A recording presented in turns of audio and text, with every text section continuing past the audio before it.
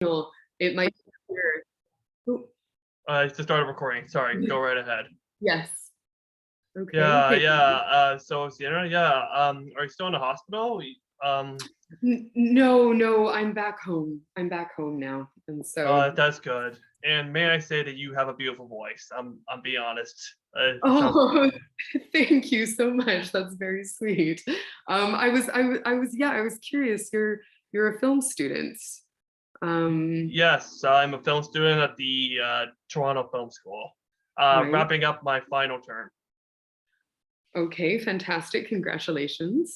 Thank you. Yep, it's a long journey, but I'm there. So God, you must be pretty like nervous and excited. yeah, I'm mostly nervous at talking to people in the industry because I never done something like this before, and I also have autism too, which sometimes I get jumpy, I get really nervous, especially talking to people in the industry. Like I geek out so Oh, much. So I so understand that. I also find that a bit nerve-wracking. And like, it never fully goes away, but you find people that, like obviously like anything that makes you different can also be it can make things more nerve-wracking, but also be like a tremendous like asset that you have that yeah, makes you see the world in a really unique way. And you find people around you who it feels good to be around. I think that's like the big one basically, is yeah. finding those people. Are you in Toronto? I'm not. I'm in London, England right now. And so Oh, that's why we're from very different time zones right now. yeah. I figured when you say Toronto time, I assume you're out of town. I just didn't know Yeah. if you were back in Toronto yet. Yeah, no, not yet, not yet. I'm hoping to come back uh, to to Toronto in early 2022, and I'm going to be doing some post production on a project in Montreal. But I'll be passing through Toronto, and if you have any, if you want to go for like another coffee and pick my brain or anything once you've graduated, I'm very happy to answer any and all That'd be questions. wonderful. Yeah, absolutely. Yeah. Yeah, definitely. Yeah, and congrats on your first feature film. That is a huge honor. And as someone who aspiring filmmaker who wants to be a director, I just wanna I always wanna make I just want to make films that could bring people together. Because when I look at films, I see I'm gonna share you something very personal. I hope that is okay with you. Mhm. That When I picture films, they're used. I see them as a place where they can take you away from the outside world, and like a little bubble that that brings like joy and it brings people together. When you really think about a lot of films now, they have a meaning. They they have something to present, and they bring people and they manage to bring people together and unite and to try to make the world a better place. And I'm hoping to accomplish that as directors to hopefully bring people together to send a voice because not a lot of people can have a voice. And with film, you get to express that. Even with films nowadays, there's a lot of creative differences on some of the studios that are big and massive. There's so many studios that does that. But feel like that's people haven't got a chance. No, I completely agree. And I mean, I don't know what stories you're drawn to yet, or whether you're more interested in drama or comedy, or bit of both. Like it doesn't have to be just one or the other, or documentary. But film is such a good opportunity to like find your audience and find people who understand you and connect with where you're coming from. And sometimes you never really can guess who your films will resonate with. It can be an interesting surprise. Are you working on a project right now? I am. I actually have done the shooting for it. I'm actually beginning the. I'm at the post production process for my very first film. It's called "Making a Friend," and I think it's okay for me to say this, but I'm directing another short film in the development stages right now. My producer, who produced my short film, she wrote a script, and she wants me to help her get it made. It's called Adriana. It's a script that she wrote herself, and I'm directing that one too. And it's in the development stages, and we won't be shooting it until 6 months or so. That's fantastic. Okay, well, good luck with that. It sounds like you're already quite, busy. It's really good to have a project right out the gate after you graduate. Yeah, I'm just worried about my Making a Friend short film because that's like a big passion project of mine. I'm hoping to make into a feature film, but it's also a very special film. It does cover the subject of autism, and Mhm. I'm just worried about the final results, particularly with the editing and people's and how it's going to turn up in the end. Um, Are you still in the edit for that? yes, we're doing the rough cut stages. And this is something that you're doing. Oh, it's first of all, I will say it is so normal to look at a rough cut and be really worried. Like that is so, so normal. I think there's always a kind of slight like mourning period where you have to say goodbye to the way you pictured it in your head. Because shoots, especially when you're dealing with like a low budget, you're working within certain limitations, and it like when something is just an idea, everything is possible and you see it so clearly in your head, and it can feel so like epic, and all possibilities are open. And then of course in the edit you're faced with reality, which is great. Eventually you're like, okay, the reality, I've managed to like shape it into something you know that I feel connected to. But at first I think in the rough cut, your film, I mean, I don't know what your experience is right now, but your film can feel like a bit of a stranger to you, where you go, oh God, that's what I have, and it can be quite like scary at the beginning, but like that's so normal. I think that's even good to feel a bit ambivalent or nervous in the rough. It shows that you're like ready to like really dig in. Hmm. Yeah, I I understand. I understand what you're saying. It is my very first short film too, I'm still learning. I made a lot of mistakes, but that's the part of the process. You're learning how to your experience. You're learning everything you can as a filmmaker, and you get to improve yourself for every film. My teacher told me that you could treat it like experiments. You're trying to get better and better and better at them. The more films you make, the more better the filmmaker you become. And a great example is one of my teachers. I don't know if you're familiar with him, but his name is Dusty, and he made a film called Violation recently that won TIFF. Oh yes, my best friend was in Violation, Anna McGuire. Um, Oh, so she loves awesome! she loves Dusty. I'm actually got the chance to talk with her. Meeting up with her this week, so that's awesome. Wow. Yeah, yeah, no, she's great. Yeah, no, I really love that film. I mean, it's very intense, but It's I disturbing too. It's not made for everyone. It just gonna just yeah, yeah, like that Anna McGuire, that's amazing. Wow. yeah. Yeah, like because of that film, he like that one feature film at TIFF, he's getting all the stuff in LA, and that is amazing, honestly. Mhm. Yeah, and so he's your teacher at the Toronto Film School. Yeah, he taught me. He taught. I was hiring him as a teacher for 2 courses. Great. Yeah, and alongside Madeline as well. I had Madeline for scripts 1. Great. Yeah, they're a great duo. That's fantastic. Um, well, you're in very good hands, and I completely agree. Like your first films are, they're experiments.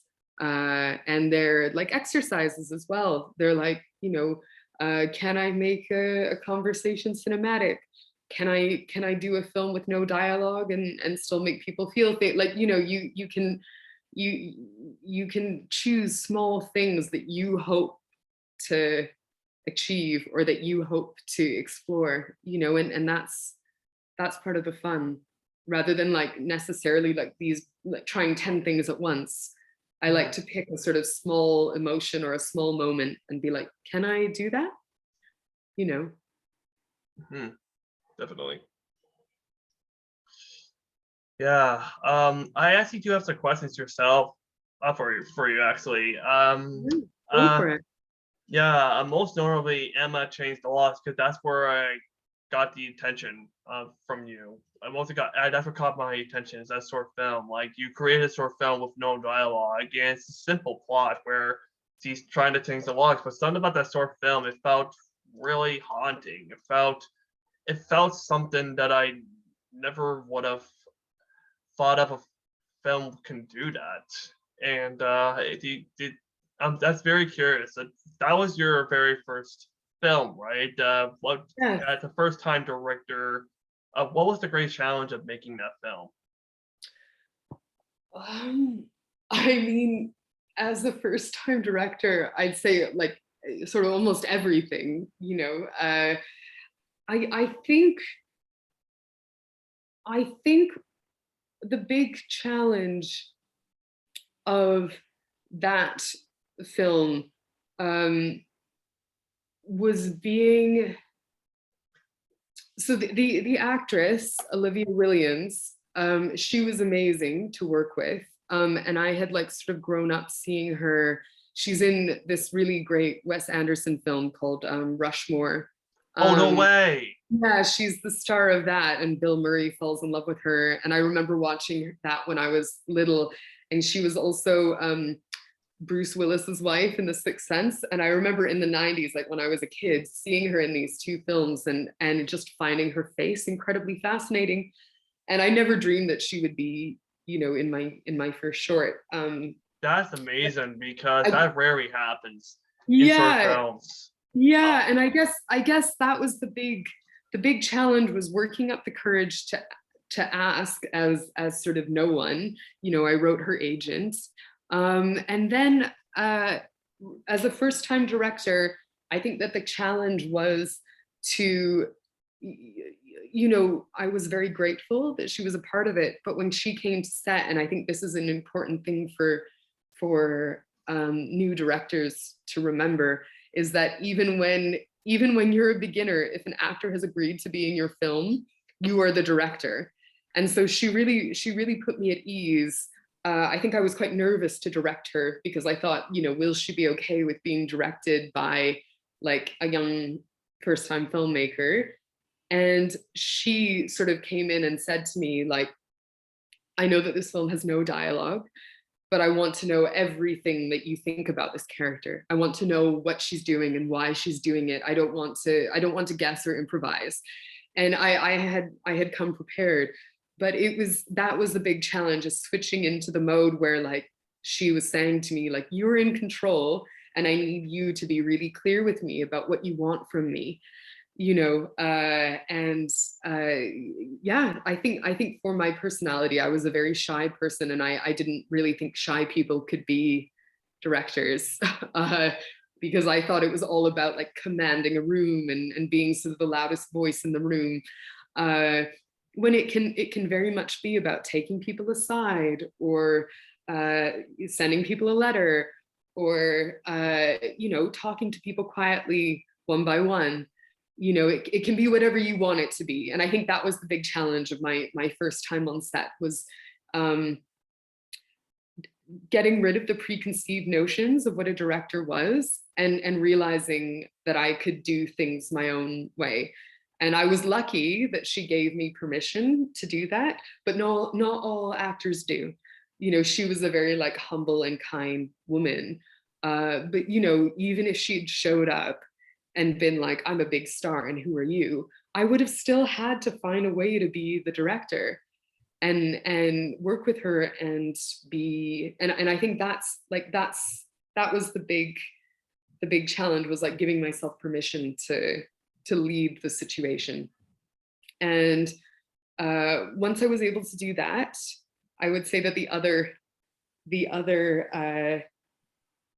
challenge was accepting that things don't go to plan. I'm sure you know this from your show. Yeah. Yes, Julia. 110%. Totally Yes. understand. I had interesting stories while I was on the set of Making a Friend, particularly with the last day, where it destroyed my shoot altogether. I couldn't film anymore because of that incident. I got the story completed. The movie was Yeah. complete. I got the Yeah. story complete, which was a saving grace and a big, big smart decision on my end. I was so lucky. Congrats. Yeah, I did it was after a lunch break on a Sunday. We were shooting outside. It was a nice day. And looking at the weather, it wasn't gonna be like this forever, particularly with the lighting, because lighting is important for your film. And so I was like, instead of doing the reaction shots, why don't we just do the last two shots, get them out of the way, try to get them all in one shot, that way we have the story complete. The second that take was done was the beautiful 8-minute long take. Bullets of rain started falling from the ground. And it Oh destroyed my whole no. set. I couldn't film anymore. Oh no, I'm so sorry. The weather is such it, Yeah. that's so heartbreaking when that Yeah, happens. it is. But I got the story completed though. The story was complete. I was able to get all the stuff I need to fit with the script. I just wasn't able to get more reaction shots and some point of view shots. That was the only That's issue. amazing. That's amazing that you, like, you know what? Like you've already done a huge thing. Like a lot of, like, it's so hard not to come completely undone when such a big roadblock happens and when your plans change so drastically. Like already the fact that you managed to complete your story, you have like that as a first experience is already a huge victory. And like you'll only like your film more and more as you go through the different cuts, and at times it will seem like I don't have enough. Like you'll get another note and you'll be like, I don't even know if I have the footage to do this note, but you'll find a way. Even if you I know wanted to get reshoots, it's impossible now because of the weather and the lighting. Like I was talking to my DP and he's like, yeah, we can't. It's gonna be possible to do reshoots. The inside shots won't be a problem, but the outside shots, that's gonna be a big red flag. It's gonna mess up the whole film. And No, it's so true. And that, like, honestly, the weather, like, the weather is one of like the number one enemies of a shoot. Like, I recently had a similar thing where because of extreme winds, like we had such extreme wind that there was no continuity between these 2 days. And as you said, like we just had to like stop and wait for this. It was such extreme wind that there were like weather warnings and people, and what can you do? And it's as you say, like you figure out a way around it and get your story. But that is a hard thing to accept as a filmmaker, because you plan and you plan, and yeah, then the plan gets thrown out every single time, every time. yeah, definitely. And not just that too. Uh, crap, I just lost my train of thought. Crap, Oh, I don't had worry. it. Don't worry. I just had it. Oh man. Is it about the weather? Was it about your shoot? Yeah, it's about the suit. It was Mm. something that, yeah, the way, yeah, we can't, I remember now. We can't predict the weather either with climate change Yeah. going on. Like, we don't know what the weather's going to No, be anymore. And it's no. scary. It's very scary. I completely agree with you. I was very frightened. I was doing a shoot. I did my first ever TV episode last spring, and it was in May. And you think May, beautiful weather, right? Like May is the height of spring and summer. I'm not even joking, Anthony. We had hail. We had big Oh, wow. hailstones falling from the sky. And I was terrified. I thought, how is this happening in May? Like, how can I was worried about lots of things, but I wasn't worried about the weather. in May. And as you say, like with climate change, we just have no idea anymore. And I think that's, you know, we definitely have to figure out global warming while we're at it. But Yeah, just get Dita Thornburg involved with everything. exactly. But we're not, government's not listening. Like, they just don't care. Nobody cares. No, it's, I mean, it's beyond, far beyond film shoots. It's an incredibly depressing thing. But other than this weather, you feel you got what you needed. That's already a huge victory. You know, I think definitely. Yeah. I'm actually was proud of myself too, because we were planning to the reaction sauce right after we finished the lunch break, and I just like, let's get 5 to 6 done quickly. We always come back to the reaction shots, and if we did that, I probably never got the story completed.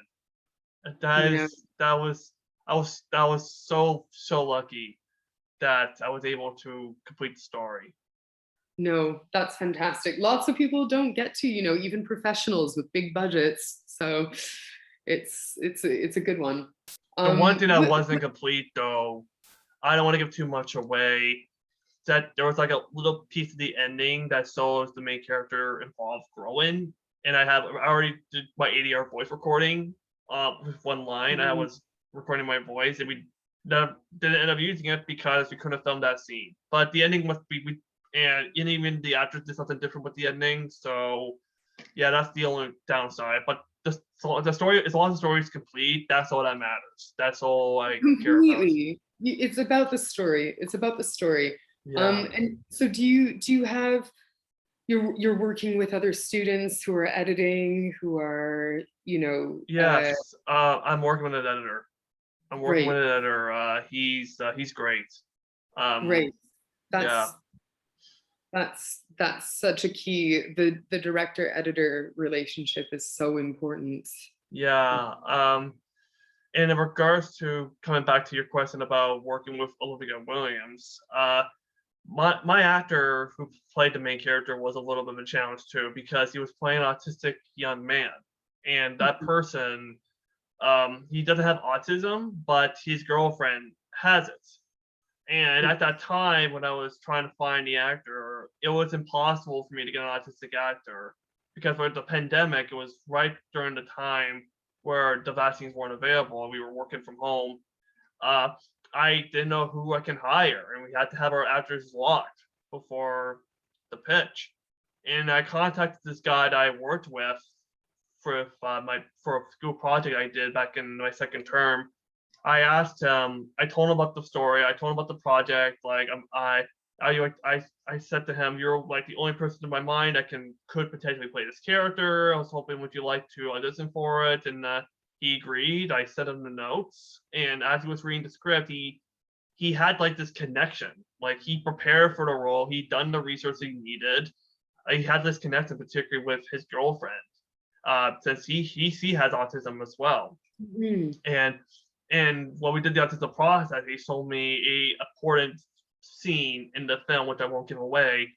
There was an important scene that does represent the autism spectrum, and I think he captured it so well in that audition. Like, my heart was pounding with that audition. It was just a beautiful audition, and he's like the first actor I asked to audition, and that's also rare too, is to hire somebody during an audition process that could fit in the role so well, even though there are hundreds and hundreds of actors that could potentially play this character. But with the limited time I had, and in the time that we spent together for email, and the connection that I had with him with that assignment, like, he nailed it. And I immediately cast him, and he'd been working on this for the development stages for a year and a half, and we finally got around to doing it. He came up with an amazing performance that I cannot wait to present. That's fantastic. And that, like, you know, that sort of thunderbolt you're talking about, like, that's everything. Your instincts and your gut instinct, and like that gut connection that you have with someone is really everything. And when you feel it, it's Great. Yeah, another thing too was I'm worried about was mostly the autism representation because mostly due to a particular film that did that say a similar thing. But unlike my film where I have autism, I know everything, I have the knowledge. My actor knows about it too, and he's aware of this, and he had a relationship with his girlfriend. Yeah, This particular film did the wrong reasons for yeah, autism, and that rubbed me the wrong way, and that also worried me too because when people look at my film, they see this actor, they're worried about the controversy that it's going to create. That was another thing I was worried too, but no, like we were, my actor and I were very careful to make sure that we did the representation of autism very well with the well, that character. and I think that's everything. I think it's the set of circumstances was very specific. I know which film you're talking about. And the important thing is, I think you think through your reasons carefully. You have such intimate knowledge, obviously, and everybody involved had knowledge and sensitivity. And I think, I do think it shows. You look at a film like The Sound of Metal. The director of that was hearing, but that film hasn't received, I mean, every film has some controversy, but many people feel that was done very sensitively, and very in regards to the deaf community, and others might not, and others, but I think in terms of your particular film, it's about thinking very carefully about what, what you bring to the table. And Yeah, it's your story, it's your story. And I think in the case of that particular film, it wasn't their story to tell, whereas it is your story. yeah, definitely.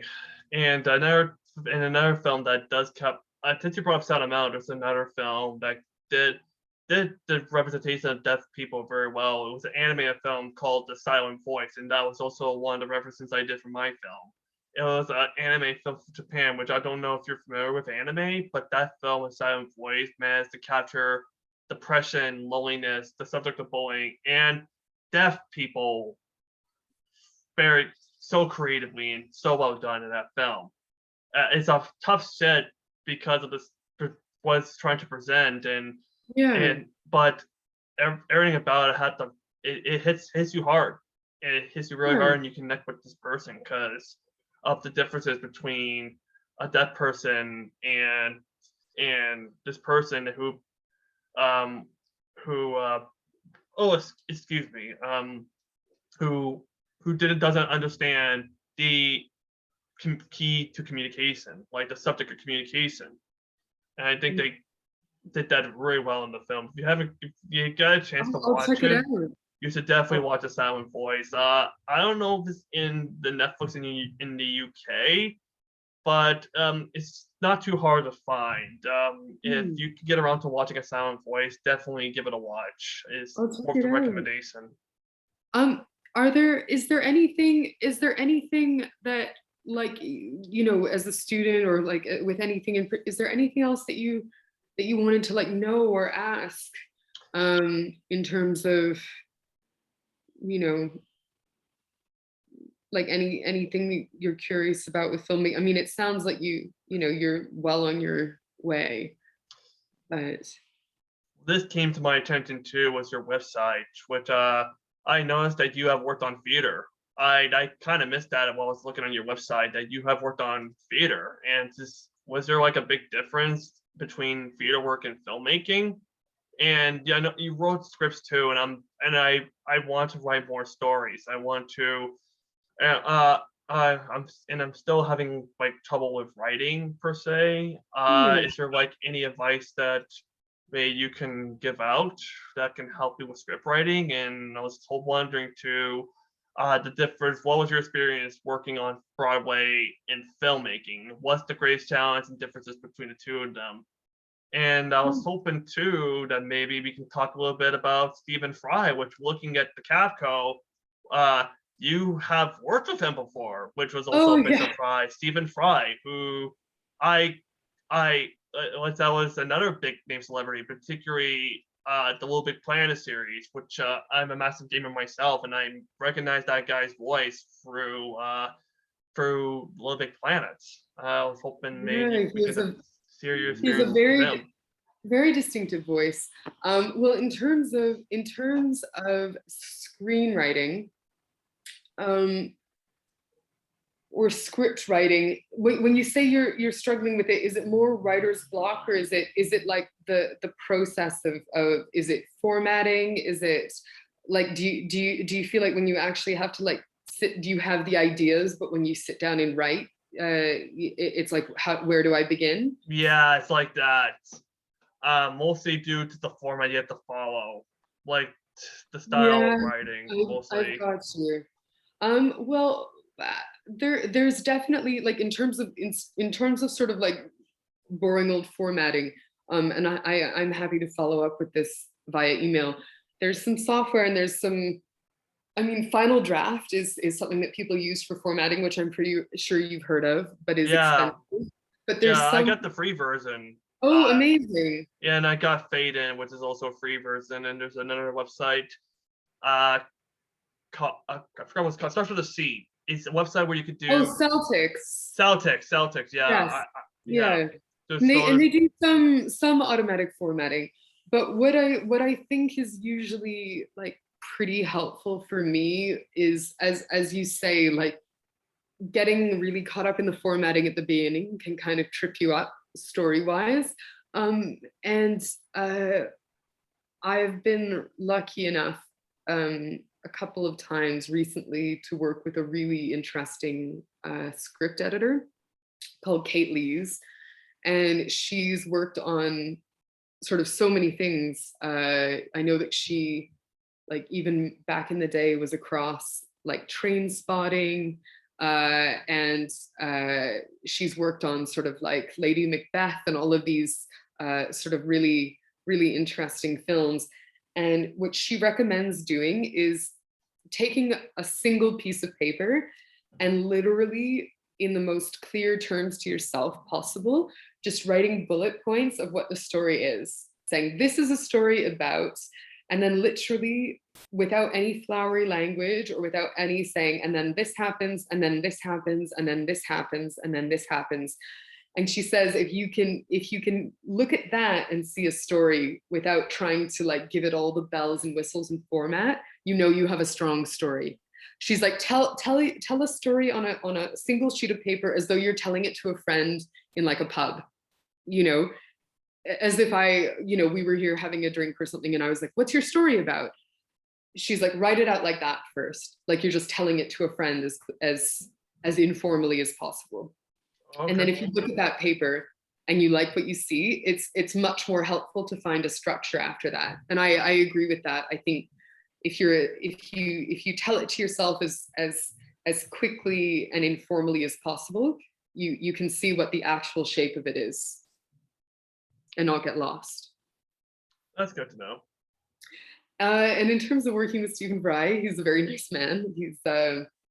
He's very much as he seems. In a, I didn't have, I worked as part of his company, his production company. That I was did not know he had a production company. Wow. Yeah, he does. He does. Where he puts out his work, uh, and it was a small company. I think there were like 8 of us at the time, and it was my first film job. And yeah, I mean, it was very much like at film companies, it's very much like being in a development room, batting around ideas. But to be honest, he's a pretty prolific man who loves languages and sort of knows what he wants. And so he's very prolific with churning out his own work, and it was very fun. It was very fun to work with him, a very like fast-paced environment. It was Yeah, great. it wasn't a comedy series. From looking at the scripts, and it's like a comedy. that what it is? A comedy series or? It was no one thing in particular. I worked on quite a lot of little, like a lot of his, like the development of a lot of the stuff at that company. Yeah. And so it was a little mishmash of everything. But yes, he's fantastic. We have a mutual. I studied languages originally, and we were both language nerds. And that was the part that I found really exciting about working for him, as well as how interested he was in languages, and how much he loved like traveling the world and how curious he was about things.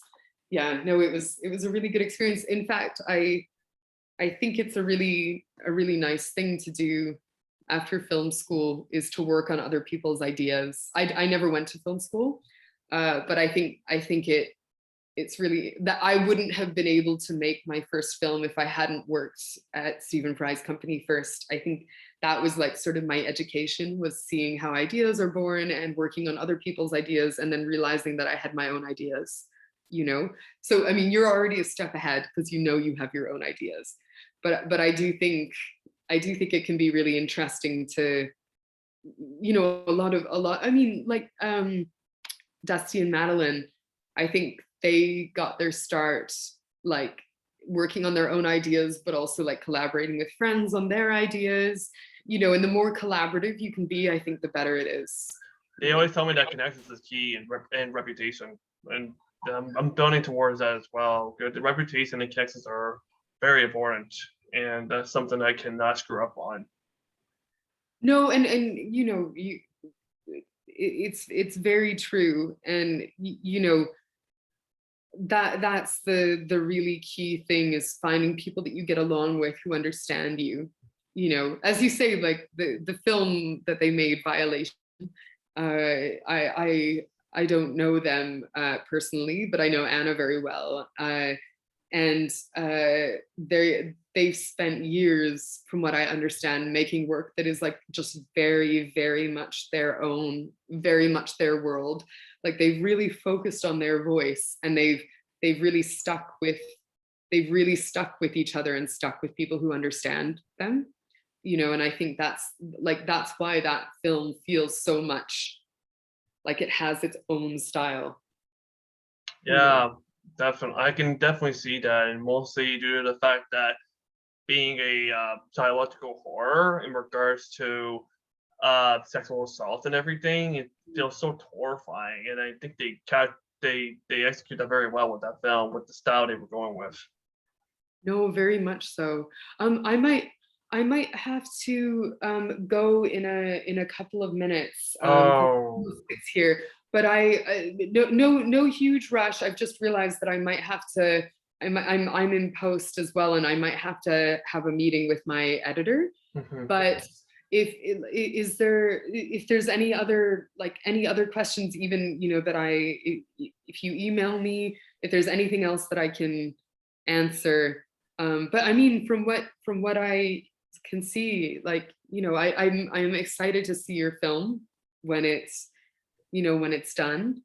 And you know, you as a first-time director, like, I think it sounds like you handled it beautifully. And if I had any advice for directors starting out, it would just really be like, you know, find out the types of stories you want to tell, and find the people as early as you can who want to tell them with you. And it doesn't matter, they don't have to be like the most, you know, often shouldn't be the most like famous or important people in the room. They should be people who just understand you. that is some very good advice. Thank you for the inspiration. And would you like me to send it to you when it's done? Absolutely, please do. I would Yes. really like to. I'm really curious. I don't have autism, but I'm neurodivergent as well. I have like synesthesia and ADHD, Oh wow. and so I get a lot of like sensory overload, and you know, there are some crossover of like certain things. And certain on-set challenges in situations where everyone is talking at once, or there are very loud generators, or, you know, these types of things, I found some interesting challenges with that. Yeah, that's awesome to hear. Yeah. So yeah, I'm gonna stop the recording now. So yeah, thank you for the talk, and I hope we get to stay in touch. Yeah, absolutely. Anytime, anytime. Honestly, I I would love to stay in touch and love to see what you're doing, and like honestly reach out anytime you have any questions, or you know, even if you were like want to ask about like people who are looking for people to work with or anything, like, you know. Oh, the last thing is I don't know if you know about the CFC. I my Film Center? teacher my teacher introduced me to it in the class, and that's where I found you. And I was hoping if you had the time, you could tell me your experience about that. But if you have to go, No, that, no, absolutely. Feel free to no, no, no. I was just going to say it's a really good resource in Canada for filmmakers, and to find, I found a lot of really really incredible collaborators there. And I hadn't been filmmaking long when I went there, and hadn't really ever spent like full time on filmmaking, and it was such a gift to be able to like to just focus on it full time. And there's 5 of you, and so it's really quite intimate and intense. But it's a great place to meet editors, to meet composers, to meet producers, and like yeah, to meet people who you can work with. Like I know I've met people that I'm hoping to work with for a really long time. And so I definitely think once you've made a couple films, or you know, it's a good place to get. And you know, even if you don't want to apply yet, they do always need like people to help out on shoots, and I think it's a really interesting place to like participate in the shoots, and you meet people, and you work on things, and everything one thing leads to another, basically. oh, nice. Yeah, no, I would recommend. Your teacher pointed you in the direction of that. Yeah, and I discovered too that Anna was also part of the CFC as Yeah, well, which is awesome. as an actor, yeah. Did Dusty point you in her direction as well? What do you mean specifically? No, I mean, because you're going around doing a sort of series of interviews, right? For this, Yeah, for this. no, yeah. Actually, I had no idea Anna directed. I know her for Violation, but I never thought she would direct short films, and I found her on the IMDb page because I honestly I want to be successful like Dusty. Like I really admire the guy, and it's amazing what he accomplished and be able to get all the stuff in LA while still living in Toronto.